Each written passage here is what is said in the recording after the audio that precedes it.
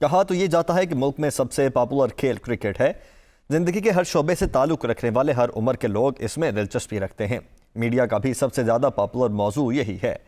कौमी टीम किसी बैनुल अक़वामी मैच में जीत जाए या हार जाए, हर सूरत में घंटों नशरियात का मौजू क्रिकेट होता है। लेकिन मेरी राय में मुल्क में एक और खेल क्रिकेट से भी ज़्यादा पॉपुलर है, और वो है सियासतदानों पर तनकीद और इल्ज़ाम तराशी। सियासतदान इक़्तिदार में हों या इक़्तिदार से बाहर, कॉलम निगारों, तज्ज़ियाकारों, एंकर पर्सन्स और खुद साख्ता माहिरीन की तनकीद का हमेशा निशाना बने रहते हैं। मुल्क की हर नाकामी का जिम्मेदार सियासतदानों को ठहराया जाता है। वैसे तो इस मुहिम जोई से कोई सियासतदान, खा उसका ताल्लुक किसी भी कैटेगरी से हो, महफूज नहीं रहता। लेकिन जो सियासतदान या पार्टी इक़्तिदार की गुलाम गर्दिशों की कुर्बत हासिल करती दिखाई दे, वो पब्लिक स्क्रूटनी या तनकीदी जायज़े का ख़ास तौर पर निशाना बनते हैं। आजकल पाकिस्तान मुस्लिम लीग नून के कायद मियाँ मोहम्मद नवाज शरीफ इसी वजह से सुर्खियों में हैं।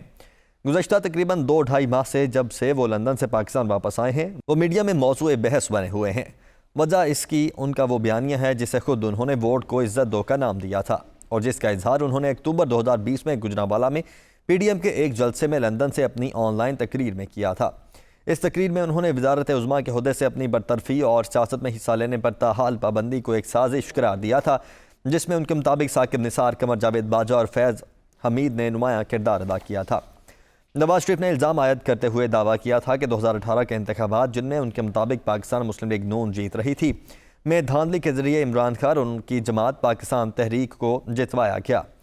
इन हजरात का नाम लेकर नवाज शरीफ ने ऐलान किया था कि उन्हें अपने इस किरदार का जवाब देना पड़ेगा। इस खिताब में उन्होंने अपने साथ होने वाली ज़्यादती का ही जिक्र नहीं किया, बल्कि ये सवालात भी किए थे कि क्यों मुल्क की तारीख में किसी वज़ीर आज़म को 5 साल मुद्दत पूरी नहीं करने दी गई। वो कौन से वामिल हैं जिनसे मुल्क में जमहूरी तसलसल मुतासिर हुआ, क्यों आइन शिकन मुल्क में आज़ादाना घूमते हैं और उनसे कोई बाज़पुर्स नहीं होती। वो कौन है जिसने मुल्क के अंदर एक मुतवाज़ी हुकूमत बना रखी है। जब तक इन सवालात का जवाब नहीं दिया जाता और ज़िम्मेदारों का एहतसाब नहीं होता, मुल्क में जमहूरी और आइन और कानून की बालादस्ती पर मबनी निज़ाम कायम नहीं होगा। मियाँ नवाज शरीफ के इस बयान पर मुख्तलिफ हल्कों ने मुख्तलिफ रद्द-ए-अमल का इजहार किया था। बाज़ ने तो इसे मुक़्तदरा के खिलाफ ऐलान जंग करार दिया। बाज़ के नज़दीक नवाज शरीफ का ये बयानिया मफाद परस्ती पर मबनी था, लेकिन बाज़ ने इसे जुर्रतमंदाना, बरवक्त और दुरुस्त इक़दाम से ताबीर किया। हकीकत भी यही है कि मुल्क की तारीख में आइन, कानून और पार्लियामेंट की बालादस्ती की बात बहुत से सियासतदान करते चले आ रहे हैं, लेकिन किसी ने भी जमहूरी सियासी अमल में मुदाखलत और आइनी खिलाफ वर्जियों के खिलाफ मुल्क के तारीखी पस मंज़र में इस तरह खुलकर बात नहीं की। जुल्फ़िकार अली भुट्टो ने अपने एक इंटरव्यू में कहा था कि जिन बहुत से मामलात में वो भारत के पहले वज़ीर आज़म पंडित नेहरू से मुतासिर थे, उनमें एक उनकी अपने मुल्क में सिविलियन बालादस्ती कायम करने में कामयाबी भी शामिल थी। उनका दौर बेशक सिविलियन बालादस्ती का दौर था। उनके अलावा कोई सियासतदान तारीख़ी पैराए में मुल्क के सियासी अमल को मुनक़ता करने के खिलाफ खड़ा नहीं हुआ। कोई इससे इत्तेफाक करे या ना करे, लेकिन नवाज शरीफ के इस खिताब से मुल्क में काफ़ी शोर मचा था। खुद PDM में भी खलबली मच गई थी। पीपल्स पार्टी के चेयरमैन बिलावल भुट्टो जरदारी ने तो यहाँ तक कह दिया था कि यह बयान उनके लिए एक झटका था। ताहम उसके बाद इस मौजू पर नवाज शरीफ ने मुख्तलिफ मौक़े पर जो बयान दिए, उनमें उनका लहजा निस्बतन नरम था। बाद के बयानात में उन्होंने जिम्मेदारों को इंसाफ के कटहरे में लाने पर इसरार तो किया, मगर कोई नाम लेने से एहतराज़ किया। अक्टूबर में लाहौर में जलसा आम से खिताब में उन्होंने कहा था कि वो माजी की तलखियाँ भुलाकर मुल्क को मौजूदा बहरान से निकालने के लिए सबको साथ लेकर चलने के लिए तैयार हैं।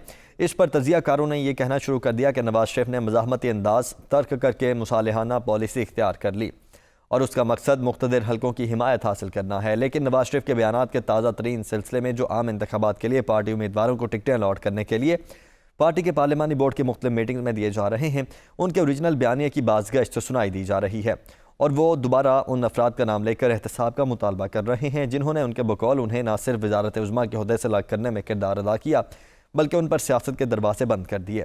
नवाज शरीफ के कभी सख्त और कभी नरम लहजा इख्तियार करने की बुनियाद पर उनके सियासी हरीफ उन पर मौका परस्त होने का इल्ज़ाम आयद कर रहे हैं।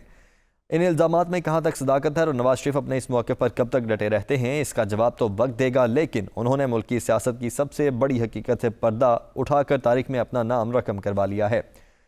अब वो बेशक अपने इस बयानिए से दस्तबरदार भी हो जाएं जो उन्होंने 3 साल कबल गुजरांवाला के जलसे में इख्तियार किया। उनकी ज़ात तक तो इसके नताइज सामने आ सकते हैं, मगर वो आइन शिकन अफराद का मुहासबा करने का मुतालबा करके मुल्क की रियासत को एक ऐसे मरहले पर ले आए जहाँ से वापसी मुमकिन नहीं।